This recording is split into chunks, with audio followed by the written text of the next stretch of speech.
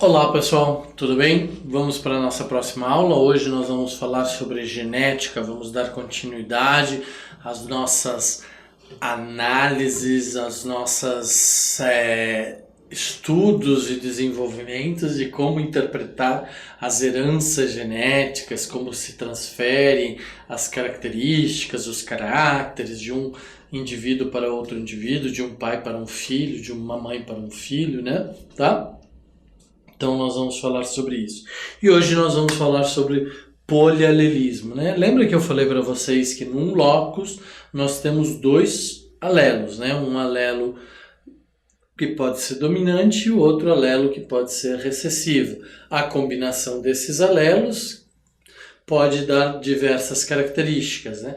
Hoje nós vamos falar de polialelismo. Polialelismo são características genéticas que tem mais do que um alelo para fazer a sua determinação fenotípica, tá? Então nós temos mais de um alelo definindo a herança genética, mas o resultado fenotípico, né, é causado sempre somente por dois alelos, um alelo de cada pai, né? Tá? Então, por mais que eu tenha 3 ou 4 alelos, né, somente dois alelos é que vão agir para uma herança, para uma característica, tá?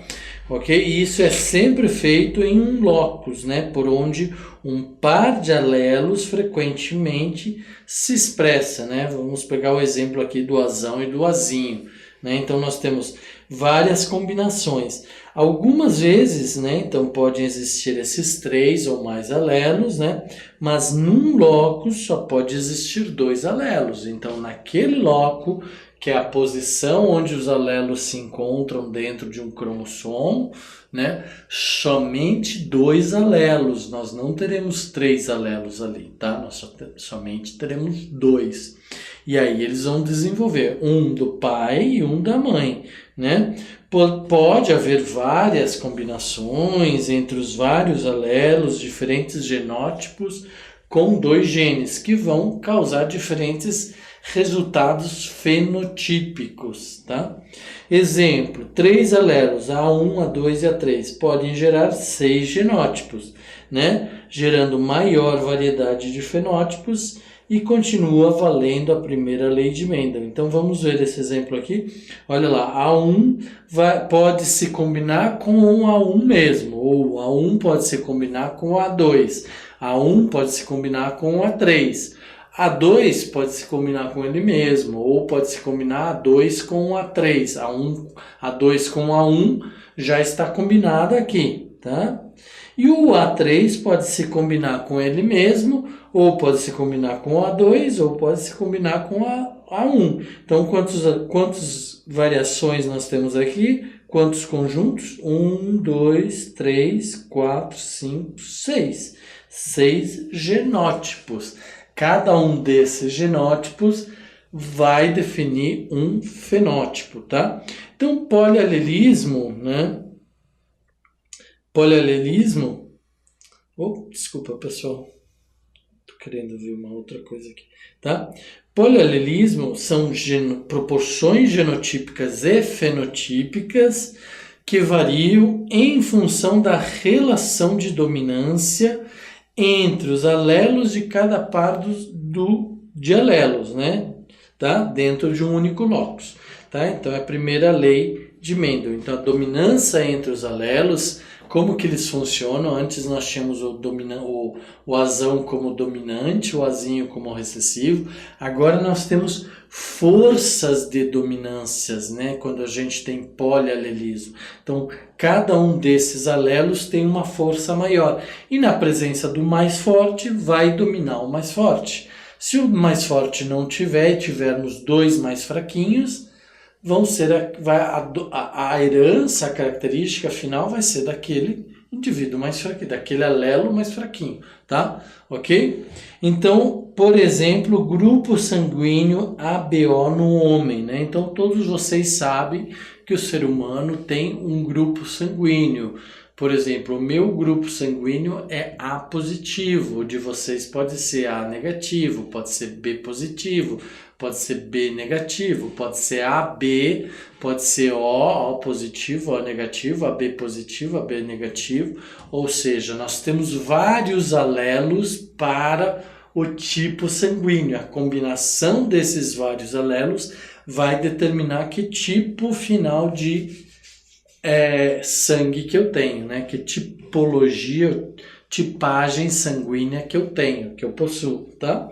Ou pelagem de coelhos, pelagem de cobaias, né? Então vamos lá, revisando, revendo, vamos rever, né? Somente um par de cromossomos homólogos, um só locus genético, vários alelos com ou sem dominância, então não é porque é dominante, mas sim porque um é mais forte do que o outro, tá?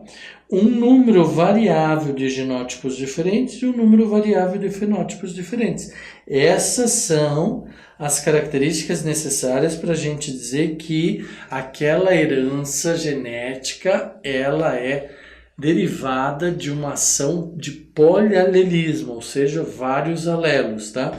E como exemplo, sangue humano, pelagem dos coelhos, pelagem das cobaias, tá? Ok? Então vamos lá. Grupo sanguíneo ABO. O que determina o grupo sanguíneo ABO? É a presença de antígenos A e B, denominados aglutinógenos ou aglutinógeos, né? Certo? Externos, sobre as membranas plasmáticas das hemácias. Então, os antígenos, vamos supor que nós tenhamos aqui uma hemácia, né? Uma bola. Os antígenos, vou tentar desenhar melhor aqui, pessoal. Eu sou péssimo para desenhar, ainda mais com essa caneta. Mas vamos lá.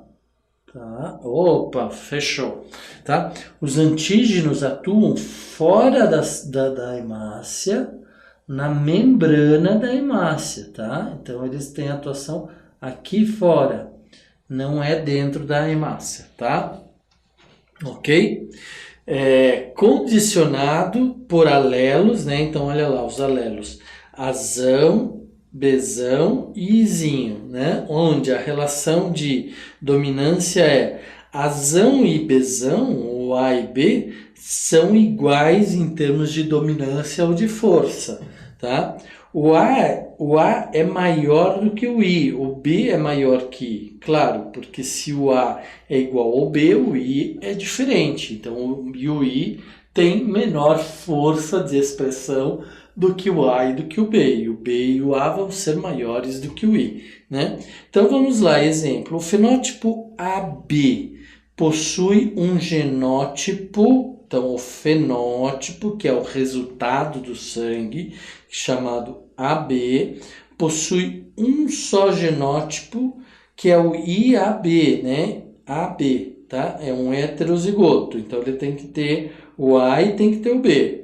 O fenótipo, né, O, possui um só genótipo, que é o Izinho e Izinho. Então, não tem A e não tem B presentes no Ozinho, no O, no fenótipo O. Porque se tiver um A ou se tiver um B, ele vai para fenótipo A ou B, né? Então, que pode ser homozigoto ou heterozigoto.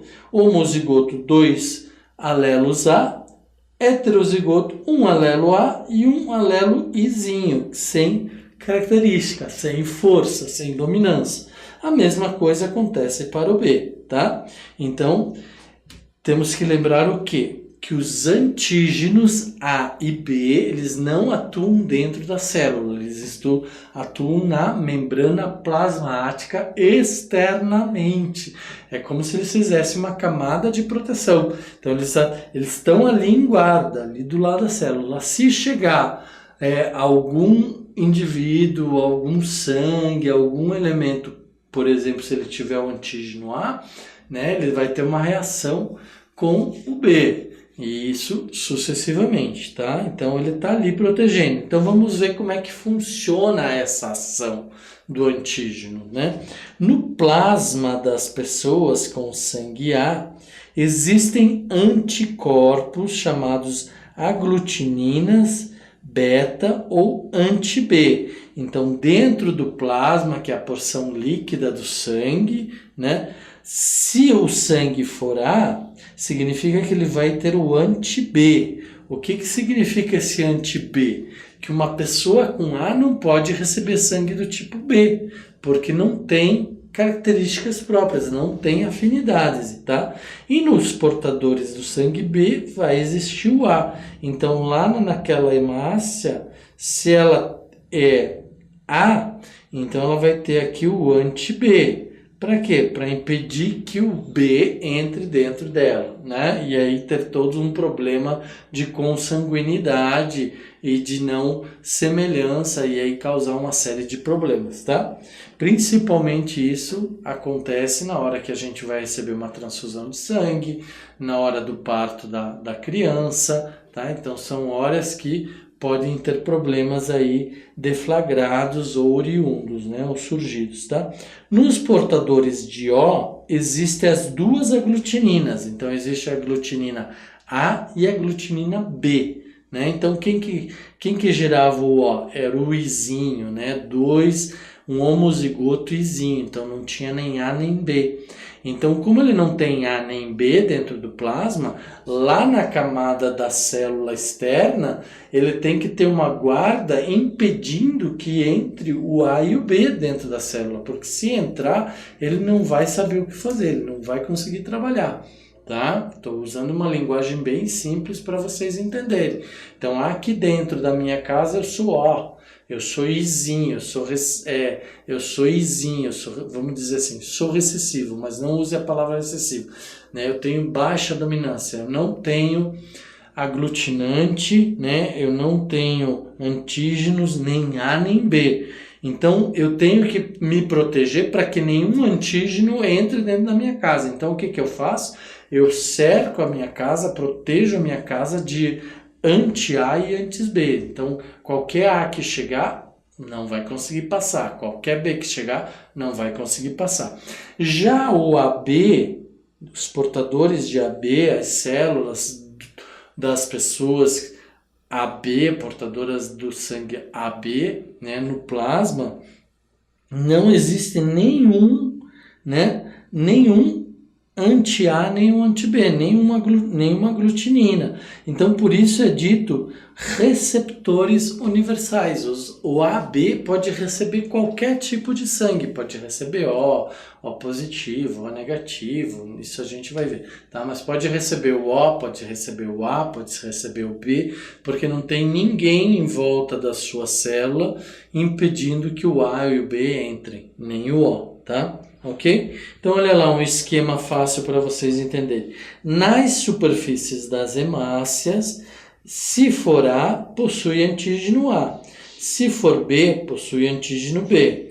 Se for AB, possui os antígenos A e B. E se for O, não possui nenhum antígeno, né? Isso lá na camada superficial externa da membrana, né, das hemácias. Já lá dentro da célula, no plasma, tá, a situação é diferente. Se ela for A, ela não pode receber B. Então, ela tem o que a gente chama de anti-B, né? Já no B, ela vai ter o anti-A, são as aglutininas, né? No AB não tem aglutininas, é sem aglutininas e por isso é chamado de receptor universal.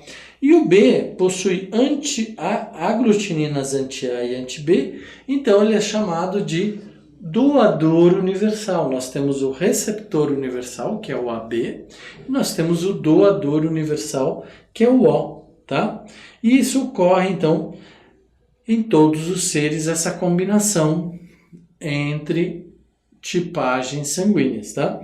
Ocorre problema quando as hemácias do doador, né, possuem aglutinogênios, né, incompatíveis com as aglutininas existentes no plasma do receptor, tá?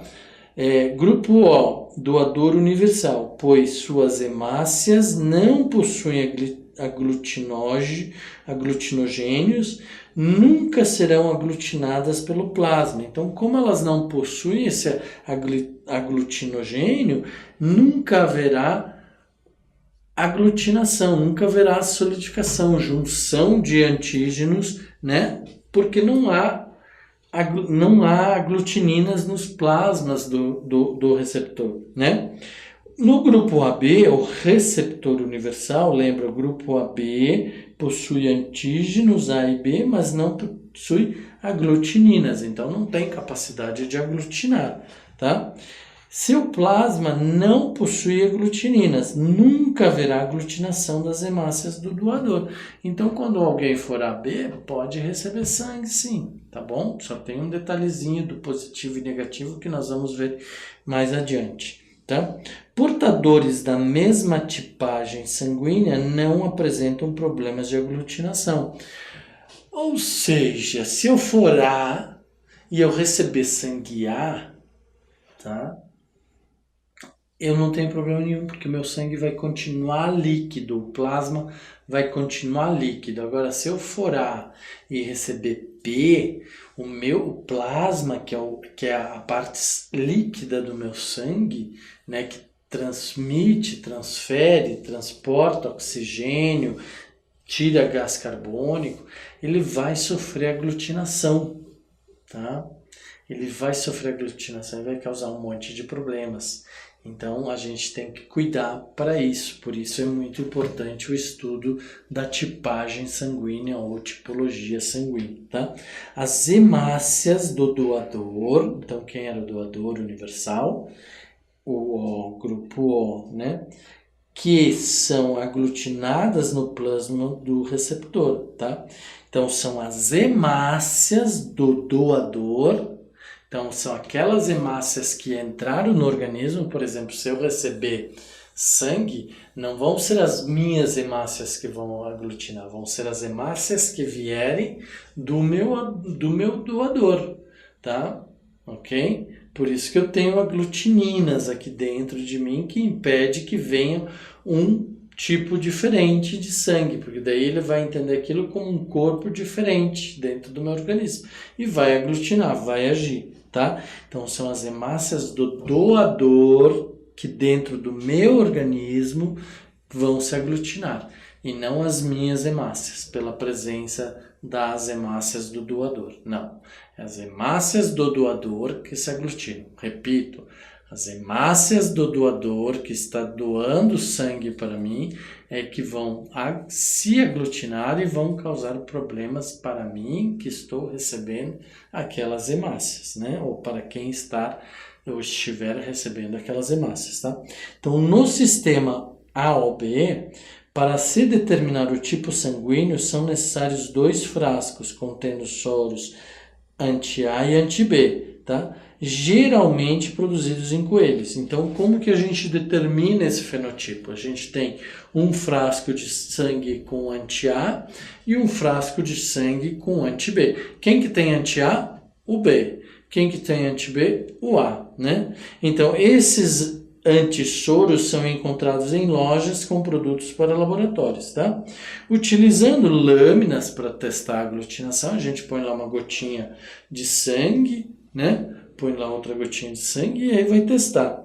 Se a lâmina contendo anti-A, né, uma gota de sangue aglutinar, então o sangue é A, né? Então, se houver aglutinação, é A, né? Se aglutinar com anti-B, então o sangue é B, né? Então, se aglutinar com os dois, então o sangue é AB. Se não aglutinar, o sangue é O. Então, se não aglutinar, significa que não tem nem anti-A nem anti-B. Vamos voltar, né? Vamos limpar aqui. Anti-A e anti-B. Aglutininas anti-A e anti-B, né? Sem antígenos. É o O, né? O doador universal. Sem aglutininas, sem A e sem B, tá? Ok? Então, é isso que acontece. Tem que ver o que aglutina, o que solidifica, vamos dizer assim, né? E aí a gente vai saber se é A ou se é B, tá? Então, apresentando agora a questão da cor da pelagem em coelhos, tá? Pessoal, esse assunto é bem complexo, vocês precisam fazer vários exercícios. Eu estou passando rapidamente dentro do nosso tempo de aula e vocês precisam rever esses conteúdos, estudar, reestudar, entender, rever, estudar, fazer exercício, tá? Busquem mais conhecimento, busquem mais informação e conversem, lembre com seus colegas, com seus amigos, com seus pais, com seus professores, com quem vocês puderem, conversem para entender esses assuntos, tá? E assunto de genética, como não é um assunto do nosso dia a dia, normalmente as pessoas têm mais dificuldade para entender, tá? Mas eu tenho certeza que vocês têm capacidade para conseguir entender e tirar todas as dúvidas de vocês para isso, tá?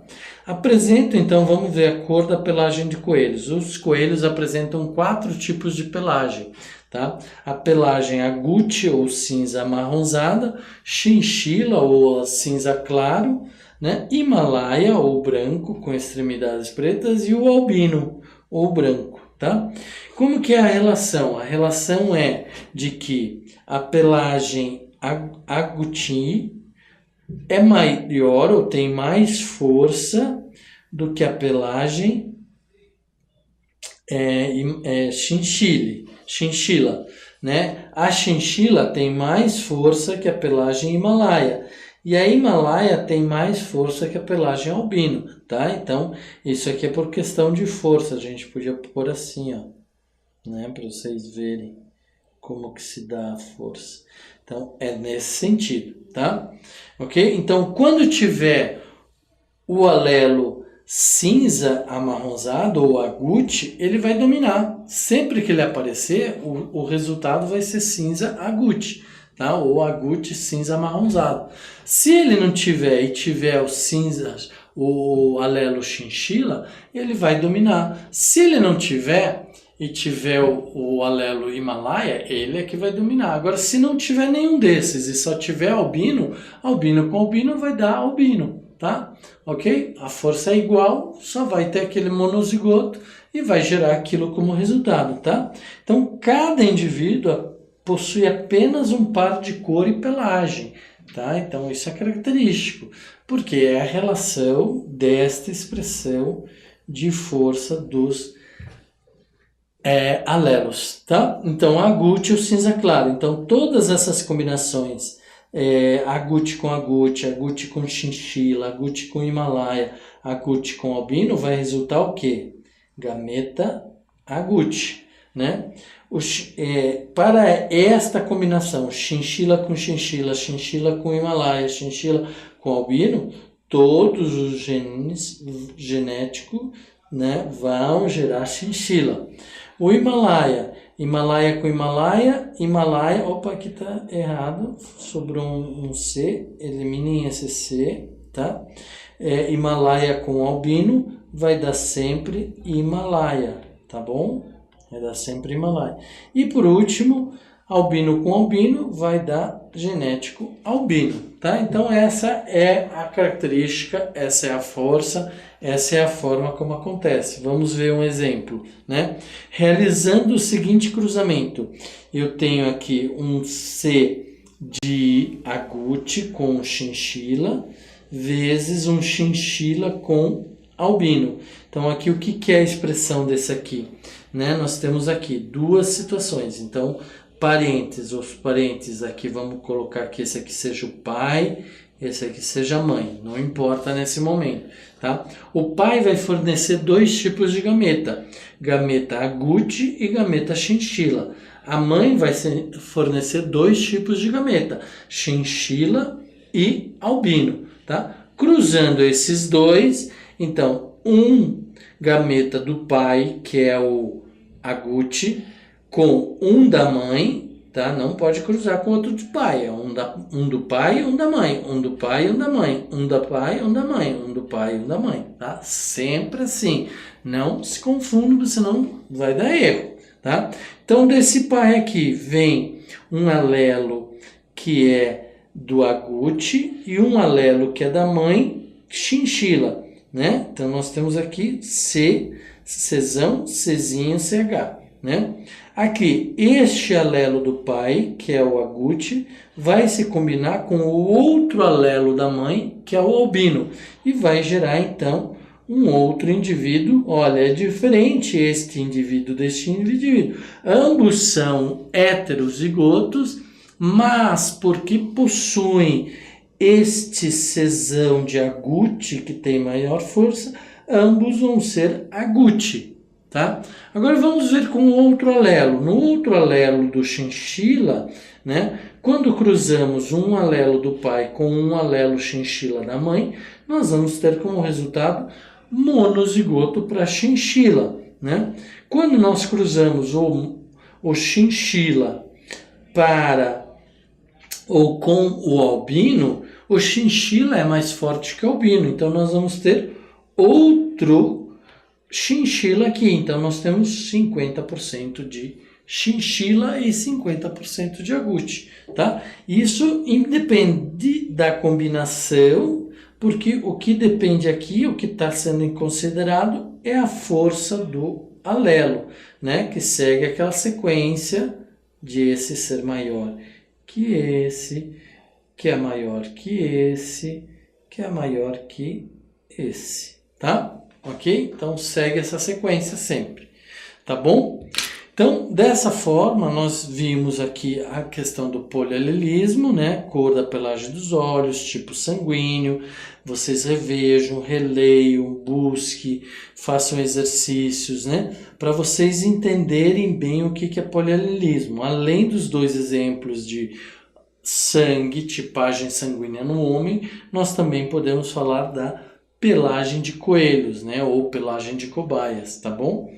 Certo? Então, nós temos aqui com isso o entendimento do que é polialelismo.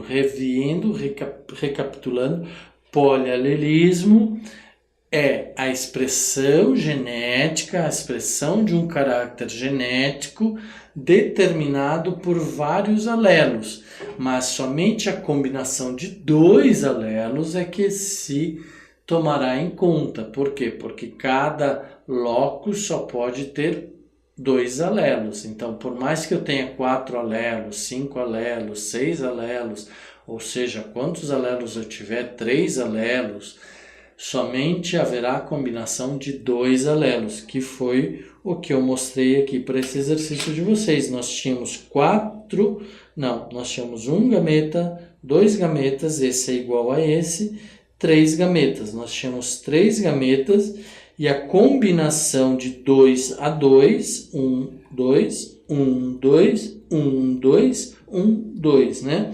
Então, olha lá, 1, 2, né? 1, 2. 1, 2, 1, 2, tá? Sempre a combinação de 2 a 2. Um vindo do pai, um vindo da mãe, tá?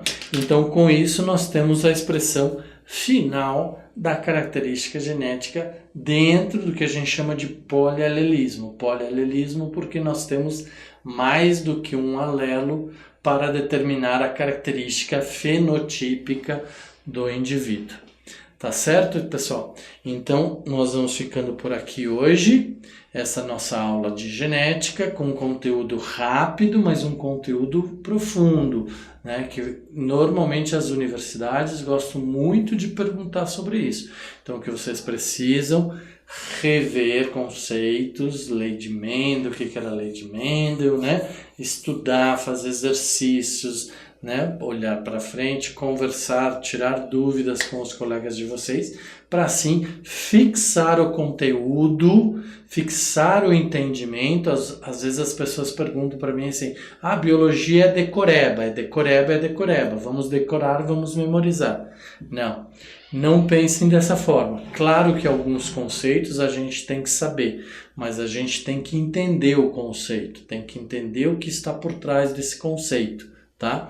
Polialelismo. Então, poli vem da palavra que significa muito, né? Vem do prefixo que significa muito, alelo. Alelismo vem do alelo, então muitos alelos. Então, muitos alelos que vão determinar uma característica genética, tá bom? Então fiquem bem, até a próxima aula, um grande abraço e nos vemos.